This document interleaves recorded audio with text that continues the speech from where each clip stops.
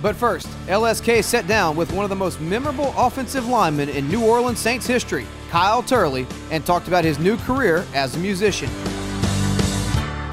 I kept the pedal to the metal with it all on the line. It only takes one bullet for a man to die. I said I shot the sheriff and the deputy too. When it's all said and done, the dust settled the truth. Playing for the Saints was pretty much a unique experience unto itself. There's no other team that I played for personally that really just sucked you in, you know? I mean, the NFL itself is an unbelievable experience to be able to be a part of, but when you can play for a team like the Saints, you're not just playing for the NFL, you're playing for a city. Personally, I grew up on a lot of heavy metal music, so coming to New Orleans was a great musical experience for me, not just a football experience. I came to New Orleans and realized that a lot of the bands that I grew up listening to that were some of my favorite bands of all time were from there, from Crowbar and COC and Soylent Green, and I mean, just a plethora, unbelievable amount, from Cowboy Mouth and Bag of Donuts and Dash Rip Rock. I mean, such a bunch of music that it just spans unbelievable genres. But yet everybody around the city, music-wise, all knew each other and they all got along, you know. I came from out west where the music scene was, you know, it was kind of contentious. Everybody stayed to their own little, you know, subgroup.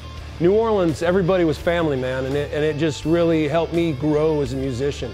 Well, you know, personally, I think music needs to, you know, come from your soul. It comes from your heart. So there's a lot of musicians out there that they just want to be a musician, and they get songs thrown at them, and they go and make their career off of those songs that other people wrote. But personally, I've taken the experience that I've had from my NFL playing days, from my young days growing up. I had a lot of great role models in my grandfather, who drove for Greyhound bus lines for 35 years.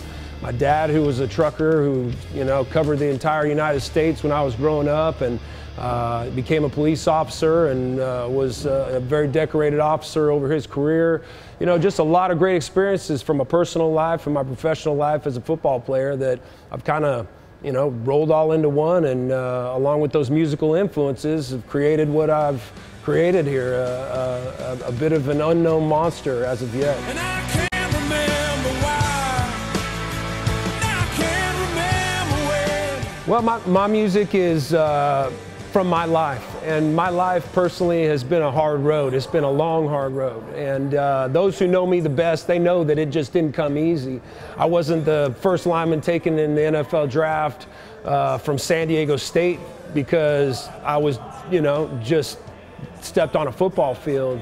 I mean, I competed with every SEC school in the combines and the Senior Bowls and all those others, and I had to prove myself every step of the way, taking my real life stories, I guess, and put them into words and formed them into songs. Got with some of the best people doing music in Nashville that have, by happen chance, been good friends of mine for many, many years, and we just decided to put it to work. And so far, the fan reception of my music has been just over the top, man. I can't just express the gratitude that I have for the fans out there that, you know, knew me as a football player, but now have, you know, obviously a novelty factor at first with the music thing, and then seeing it, and now they're just supporting it 100% because it's real and it's good. And I couldn't ask for anything more. Personally, I just think it's that I'm real. I don't hide anything. I don't try to, you know, be somebody I'm not. And I think that's what the fans respect the most from me, is that I'm always going to tell it like it is. I might not be right all the time, but I'm going to give you a personal point of view that has something to stand behind. You